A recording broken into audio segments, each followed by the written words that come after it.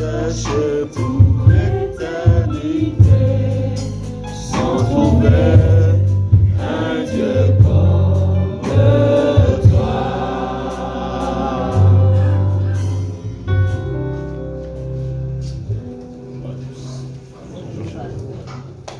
Lisons dans Luc 2, l'évangile de Luc, au chapitre 2, versets 1 à 11. En ce temps parut un édit de César Auguste, ordonnant un recensement de toute la terre. Ce premier recensement eut lieu pendant que Quirinius était gouverneur de Syrie. Tous allaient se faire inscrire, chacun dans sa ville. Joseph aussi montant de la Galilée, de la ville de Nazareth, pour se rendre en Judée, dans la ville de David appelée Bethléem, parce qu'il était de la maison et de la famille de David, afin de se faire inscrire avec Marie, sa fiancée, qui était enceinte. Pendant qu'ils étaient là, le temps où Marie devait accoucher arriva. Et elle enfanta son fils premier-né, elle l'emmaillota et le coucha dans une crèche, parce qu'il n'y avait pas de place pour eux dans l'hôtellerie. Il y avait dans cette même contrée des bergers qui passaient dans les champs les veilles de la nuit pour garder leurs troupeaux. Et voici un ange du Seigneur leur apparut, et la gloire du Seigneur resplendit autour d'eux. Ils furent saisis d'une grande frayeur. Mais l'ange leur dit, ne craignez point, car je vous annonce une bonne nouvelle, qui sera pour tout le peuple le sujet d'une grande joie. C'est qu'aujourd'hui, dans la ville de David, il vous est né un sauveur, qui est le Christ, le Seigneur. Que Dieu bénisse sa parole. Amen. Le thème de message de ce matin n'a rien à voir avec Noël. Ce thème s'intitule « Jésus est né dans une atmosphère de fête, mais dans l'indifférence totale des hommes ». Jésus est né dans une atmosphère de fête, mais dans l'indifférence quasi totale des hommes de la terre. Je sais que dans la pensée de plusieurs, l'idée de Noël est en train de trotter. Et l'Église ne pouvait pas rester muette sans enseigner sur ce que c'est Noël. Parce que l'Église doit apprendre à faire la différence entre la fête de Noël et la nativité, qui n'est pas une fête. Je reprends. L'Église doit apprendre à faire la différence entre la fête de Noël et la nativité. Dans la nativité, il y a naissance. Et pas la naissance de n'importe qui, la naissance de Jésus-Christ, notre Seigneur et notre Sauveur. La Bible n'a jamais dit qu'il est né le 25 décembre. Et nous ne voulons pas nous accrocher à des doctrines qui ne se justifient pas par la parole. Voilà pourquoi Noël, nous ne fêtons pas Noël. Mais il est bien que l'Église soit instruite au regard de ce que dit la parole par rapport au jour de la naissance de notre Seigneur. La nativité, ce n'est qu'un instant de souvenir qu'un jour, un sauveur nous est né. Quand la Bible ne donne pas de précision, n'apportez pas à la Bible des précisions qu'elle ne donne pas. C'est dangereux d'ajouter à la Bible ce qui n'est pas écrit. C'est très dangereux. C'est même strictement interdit dans la même parole. Tu n'as pas le droit d'ajouter une seule virgule si ce n'est pas écrit. Noël est une fête païenne. Mais la nativité nous rappelle qu'un jour, un sauveur nous est né. La seule chose que nous savons avec précision, c'est que notre Seigneur Jésus-Christ est né sous le règne d'Hérode le Grand. C'est bien de comprendre ça aussi. C'est écrit dans Matthieu 2, verset 1. Jésus est né à Bethléem en Judée, au temps du roi Hérode. Voici une information claire qui est donnée à la Bible. Parce que c'est écrit. Noël était une fête païenne et Noël est resté une fête païenne jusqu'aujourd'hui.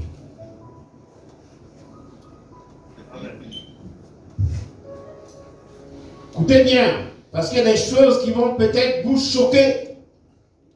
Pourquoi? Parce que nous avons tous des souches religieuses. Et la religion n'a rien à voir avec le salut. La religion n'a rien à voir avec Dieu. Dieu n'est pas une religion.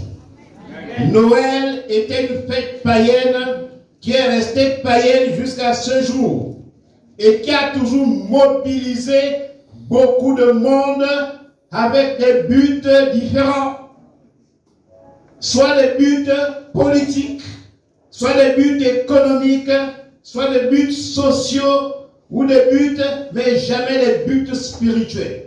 Oui, les amis, en cet instant précis, les cadeaux sont en train d'être distribués avec comme motivation des motivations qui n'ont rien à voir avec Dieu. En cet instant précis, les églises sont remplies des chrétiens de Noël qu'on ne voit jamais pendant les cultes lorsque ce n'est pas Noël. Les églises sont remplies des personnes qui n'ont pas comme désir que Jésus-Christ naisse dans leur cœur, mais juste pour sacrifier un rituel de tout le temps. Tu sais, si tu dis à quelqu'un, bonne fête de la nativité, les gens te vont te trouver très étrange. Amen. Mais si tu dis joyeux Noël, les gens, ça c'est ce qui passe. Vous savez, la Bible dit ne vous conformez pas au siècle présent. Il faut chercher à être renouvelé dans l'esprit de son intelligence. Amen. Ne vous conformez pas au siècle présent. Amen. Ne vous moulez pas dans le moule de tout le monde. Nous parlons de la nativité. Noël existe avant la naissance de notre Seigneur. Et cette fête, c'était une fête païenne avec tout un rituel païen. Rien à voir avec Dieu. La nativité est mystérieuse et spirituelle, alors que Noël est profane et païen. Il y a très peu d'églises qui proclameront cette vérité aux hommes aujourd'hui. Pourquoi? Parce que tout le monde veut faire comme on a pris l'habitude de faire. Et moi, je refuse de faire comme on a pris l'habitude de faire si ce n'est pas justifié par la parole. Amen. Parce que c'est ce qui a perdu beaucoup de gens. Nous avons l'habitude de faire comme ça. Habituellement, nous faisons comme ça. Mais qu'est-ce qui vous fait faire comme ça? Quel est le fondement doctrinal de votre habitude? L'Église doit grandir. L'Église doit chercher la face de Dieu. Lorsque tu parles de Dieu, tu dois savoir de qui tu parles. Vous savez, Dieu, c'est un Dieu qui se révèle.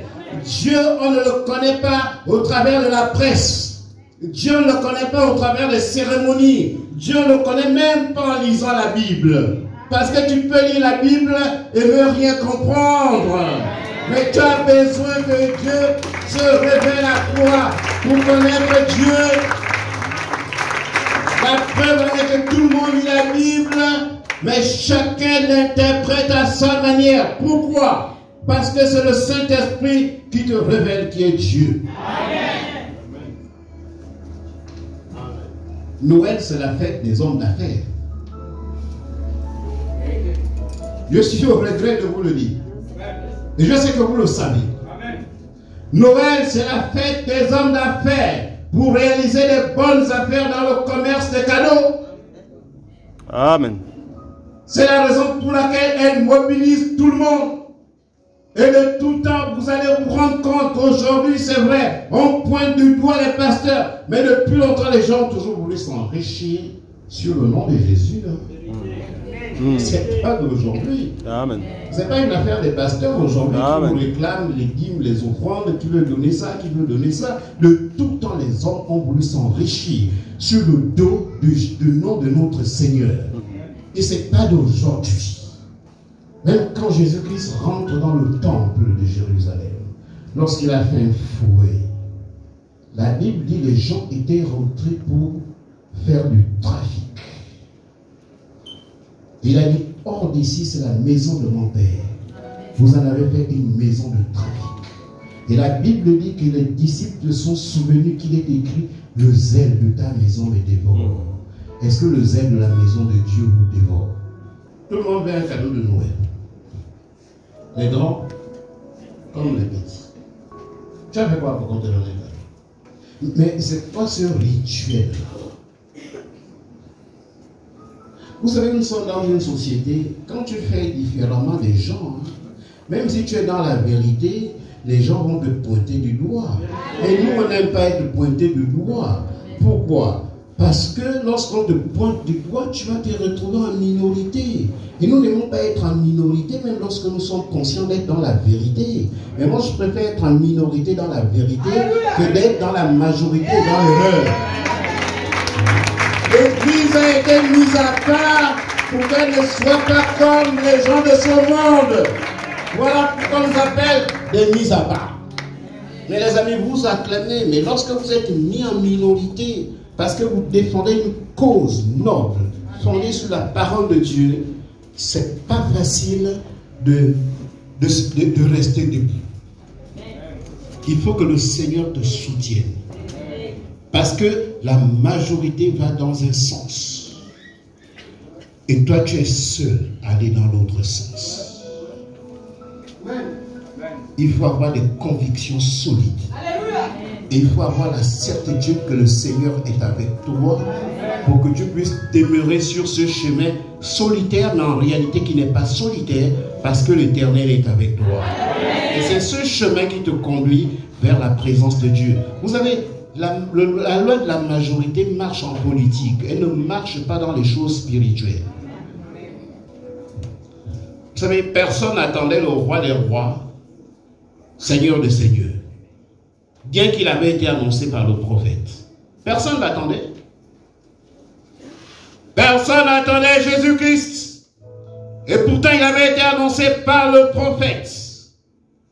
Il y avait des groupes religieux bien organisés, que vous connaissez, le groupe des pharisiens, des sadducéens. Il y avait encore quoi? Les zélotes, qui n'ont rien compris, ni de la prophétie, ni de son accomplissement. Alors que la prophétie était en train de s'accomplir.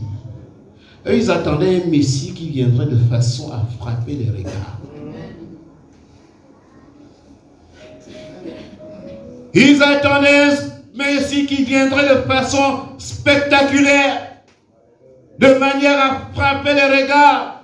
Voilà pourquoi la Bible dit, attention, le royaume de Dieu ne vient pas de manière à frapper les regards. Il était là au milieu d'eux, le royaume de Dieu était là.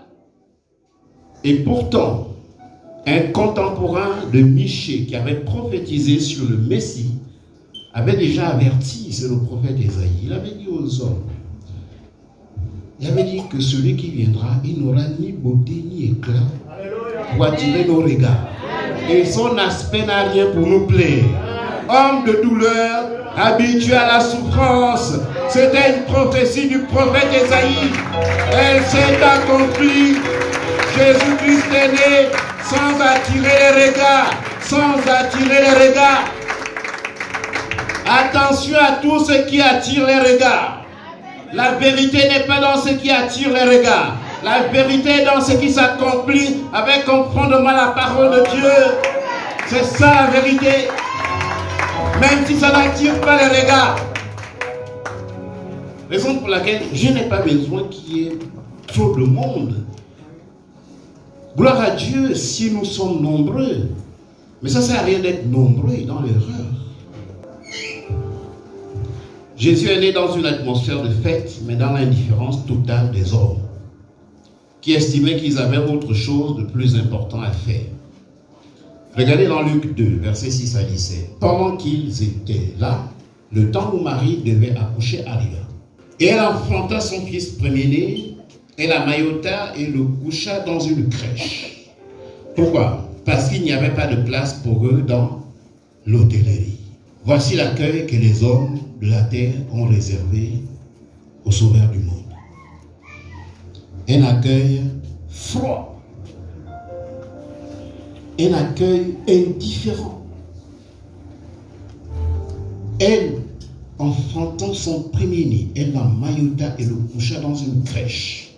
Et la Bible donne la raison pourquoi elle allait laisser l'enfant dans une crèche. La Bible dit parce qu'il n'y avait pas de place pour eux dans l'hôtellerie. Je dis une chose, si tu annonces Jésus-Christ à un homme ou à une femme et qui se montre froid ou indifférent, ne t'étonne pas.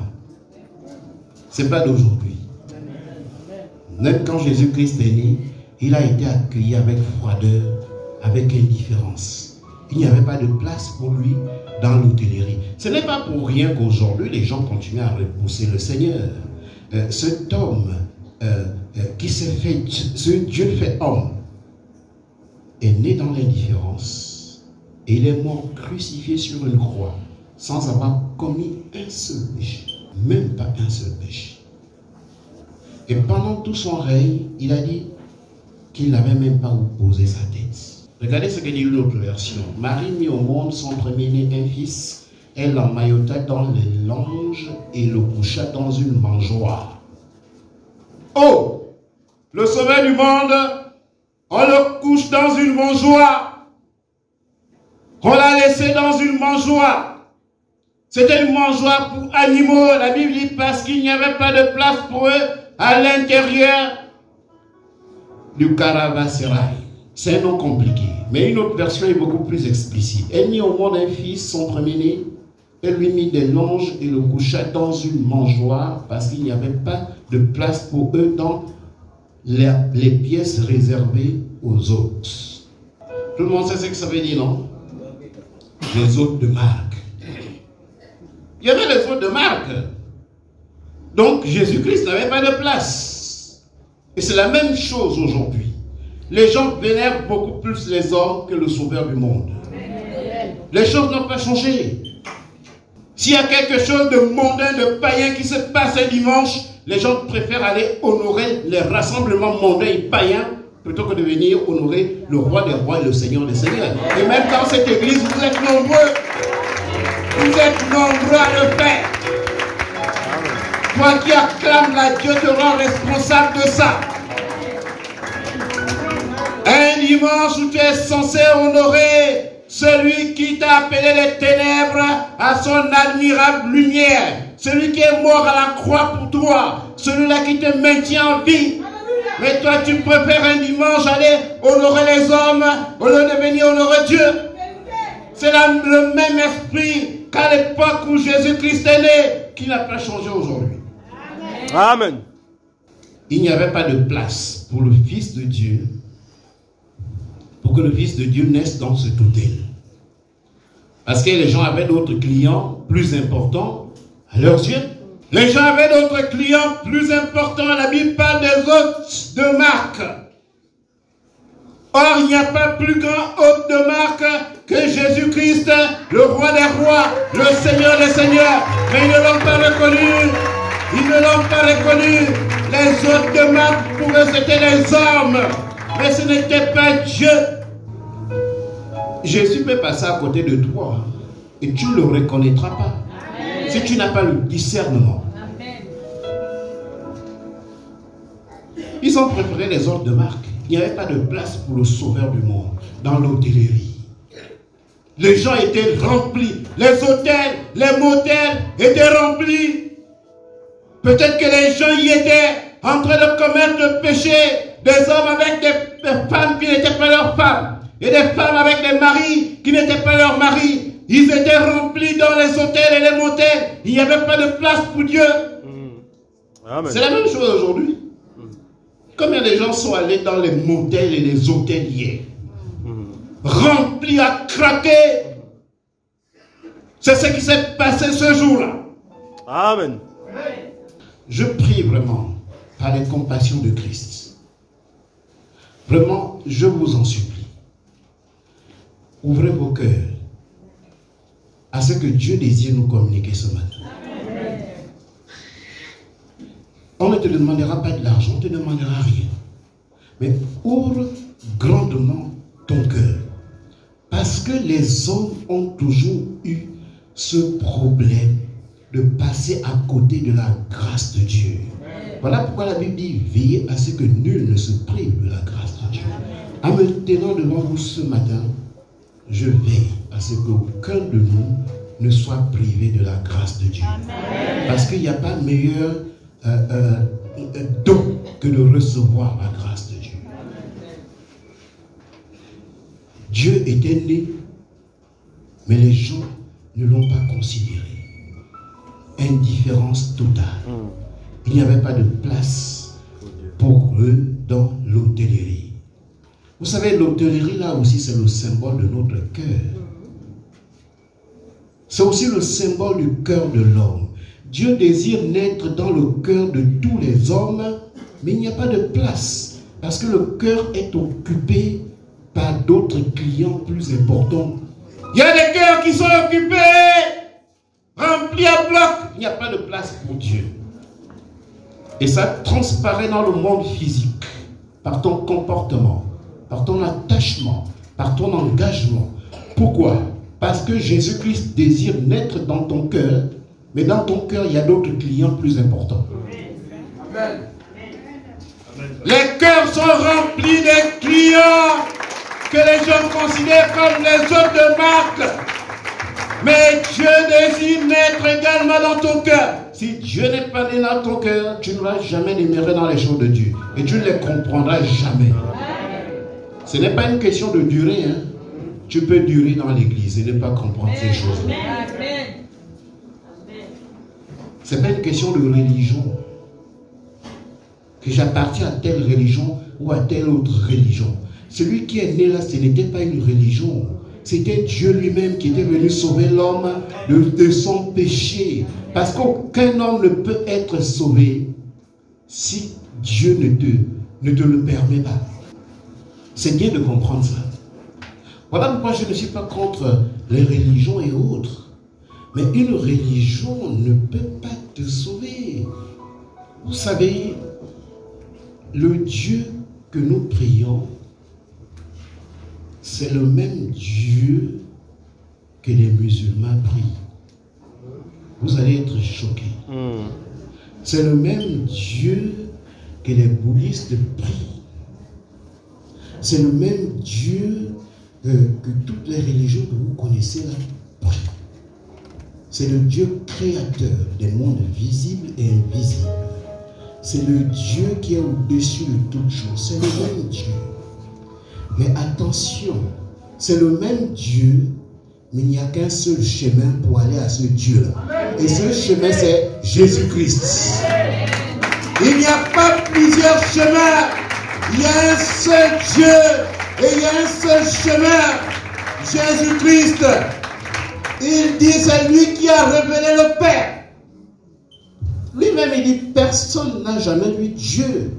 Le Fils unique qui est dans le sein du Père est celui qui l'a fait connaître.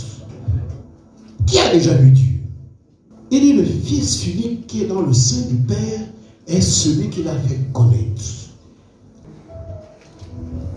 Les cœurs sont remplis de beaucoup d'invités. Il n'y a pas de place pour que Dieu naisse dans les cœurs. Beaucoup de motivation, beaucoup d'intentions, beaucoup de choses que l'homme ne peut voir. Les amis, retenez, c'est très important cette pensée-là, cette révélation-là. C'est que quand ton cœur est rempli des choses du monde, des choses qui sont dans le monde, il n'y a pas de place pour Dieu dans le cœur. Et quand il n'y a pas de place pour Dieu dans le cœur d'une personne, tu as beau faire semblant, ça va se savoir. C'est toi-même qui vas révéler qu'il n'y avait pas de place pour Dieu dans ton cœur. Ce n'est pas quelqu'un qui va te pointer du doigt.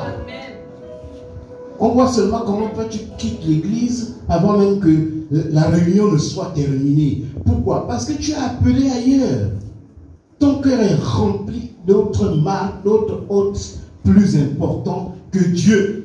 Dieu ne peut pas naître dans un cœur où il n'y a pas de place. Dieu ne peut pas naître dans un cœur où il n'y a pas de place. Comme il n'est pas né dans l'hôtellerie. Pourquoi? Parce qu'il n'y avait pas de place. Ce n'est pas une question de venir à l'église ou ne pas venir à l'église. Tu peux venir comme tu peux ne pas venir. Mais si Dieu n'est pas né dans ton cœur, rien ne se passera. Venir à l'église ne sauve personne. Ne pas venir ne sauve personne non plus. Bien au contraire, tu es rebelle. Tu attestes même que les choses de Dieu ne t'intéressent pas. Mais quand c'est Noël, le monde est en effervescence au moment où on parle. On a inventé des choses comme les dindes de Noël. Mais si tu veux manger ta dinde, mange ta dinde. Est-ce que Dieu est contre le fait que tu manges la dinde? Pourquoi tu veux te rattacher? Peut-être que Noël, en tant que fête païenne, on mangeait la dinde. Hein? Mais la nativité, c'est qu'il n'est pas question de dinde. Il est question d'un sauveur qui naît pour venir sauver des hommes incapables de se sauver eux-mêmes. Et si tu vois qu'il n'y a pas de place dans ton cœur, s'il te plaît, libère de la place. Dieu désire naître dans le cœur de chacun de nous. Libère la place. Libère la place. Libère la place qui est dans. Libère la place. Dieu ne peut pas naître dans un cœur rempli de haine. Dieu ne peut pas naître dans un cœur rempli de rébellion. Dieu ne peut pas naître dans un cœur rempli de mensonges. Libère la place pour que Dieu puisse naître dans ton cœur. Libère la place. Dieu ne peut pas naître dans un cœur rempli de jalousie. Parce que même la jalousie est rentrée dans l'église. Et les jaloux ne disent jamais qu'ils sont jaloux, ils ont toujours des justificatifs. C'est comme Caïn et Abel. Caïn n'a jamais dit à Abel que moi je suis jaloux de ton offrande qui a été agréée. Mais dans le cœur de Caïn, Dieu ne pouvait pas naître. Pourquoi? Parce que c'était rempli de jalousie à l'égard de son propre frère. Son cœur était rempli de meurtre. Et au temps convenable, le meurtre s'est traduit physiquement. Il a tué son frère. Tout ce qui est dans le cœur rempli finit toujours par venir au grand jour. Amen. Que tu le veuilles ou non. Amen. Voilà pourquoi on ne trompe pas Dieu. Les églises sont remplies de chrétiens de Noël. C'est-à-dire que c'est seulement à Noël qu'ils viennent à l'église. Tous les absents. J'ai dû mettre dans le forum de l'église que nous n'accueillons pas aujourd'hui les chrétiens de Noël. Amen. Les absentéistes chroniques là. Les chrétiens saisonniers là. Amen. Excusez-moi, mais ils peuvent venir un autre jour. Amen. Il faut enlever aux gens la pensée de la religion dans leur tête. Amen. On est dans un monde où on n'aime pas donner la place à Dieu. On adore la créature au lieu du Créateur. Là où nous sommes là, il y a des gens qu'on appelle rachetés, priant à pleine nourriture, mais qui sont actuellement en train d'adorer la créature. Peu importe cette créature, peut-être la nourriture, peut-être le sommeil, peut-être la boisson, peut-être je ne sais pas quoi, et qui ne sont pas là présents. Vous savez, Dieu s'est toujours révélé au travers des choses parfois qu'on néglige et qu'on méprise. Jésus ne devait pas naître de façon spectaculaire. Le prophète l'avait annoncé. Et la prophétie s'est accomplie telle qu'elle avait été annoncée. Amen. Et moi je prie aujourd'hui, c'est ma prière. C'est qu'au travers de notre petite communauté là, des rachetés, Dieu est capable de bouleverser le monde entier. C'est-à-dire quand les gens regardent ça, ils méprisent, ils sont accordés, on ne les connaît même pas. Mais Dieu, le Dieu que je connais, le Dieu de la Bible, le Dieu qui s'est révélé le jour de la Pentecôte est capable de bouleverser le monde avec le petit nombre que nous sommes. Amen. Mais ça, il faut des gens qui croient. Le culte rendu à Dieu qui consiste à parler des besoins humains va être renversé par la vision que le Seigneur a donnée à la communauté des rachetés. Et ce salut viendra depuis ici. Les prédicateurs de la prospérité vont s'inspirer des messages de la communauté des rachetés pour le salut des âmes du Seigneur. Parce que la Bible dit, nous n'avons pas de puissance contre la vérité. Nous n'avons de puissance que pour la vérité. Vous savez, si tu prêches le mensonge, ce mensonge va te rattraper un jour. Parce que quand la vérité va se manifester, le mensonge va se dissiper. Mais la vérité là ne viendra pas de la majorité. Ce sera au travers d'un petit groupe qu'on méprise. Et ça s'est toujours passé comme ça, avec les choses de Dieu.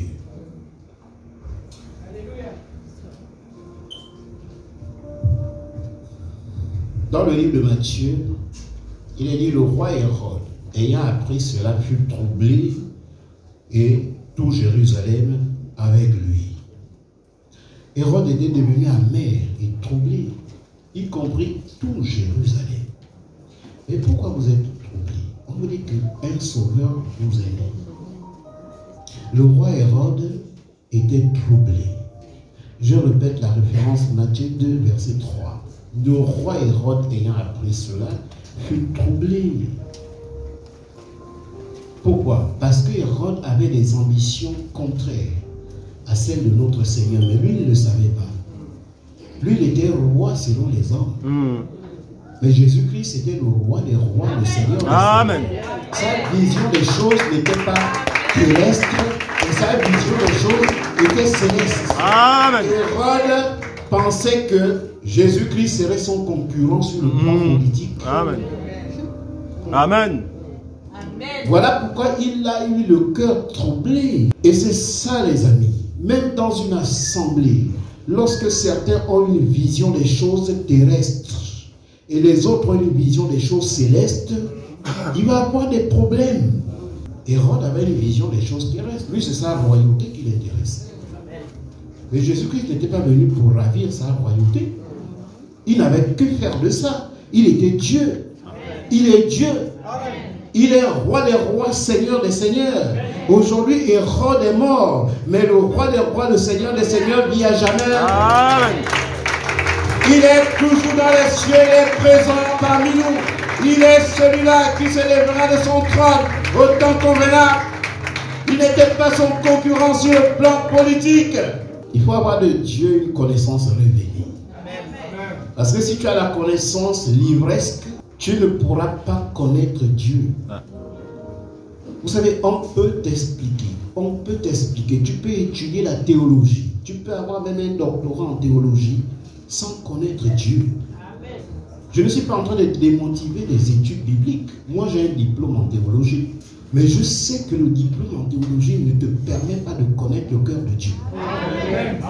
Ce qui te permet de connaître le cœur de Dieu, c'est Dieu lui-même qui doit se révéler à toi. Mais pour qu'il se révèle à toi, il faut qu'il y ait de la place dans ton cœur, pour que Dieu naisse dans ton cœur.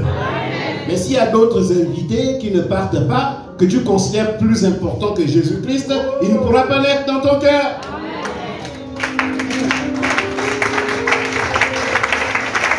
Que Dieu bénisse sa parole. Gloire à toi, notre Père et notre Dieu. Tu es le roi des rois, le Seigneur des seigneurs. Oui, Seigneur, ton règne n'aura pas de fin. Tu es celui qui n'a ni commencement de vie, ni fin de jour. Oui, Seigneur, qui est comparable à toi, qui est semblable à toi. Nul n'est comparable à toi. Seigneur, nous te bénissons et nous te glorifions. Seigneur, pour l'œuvre que tu as accomplie. Tu es venu sur cette terre.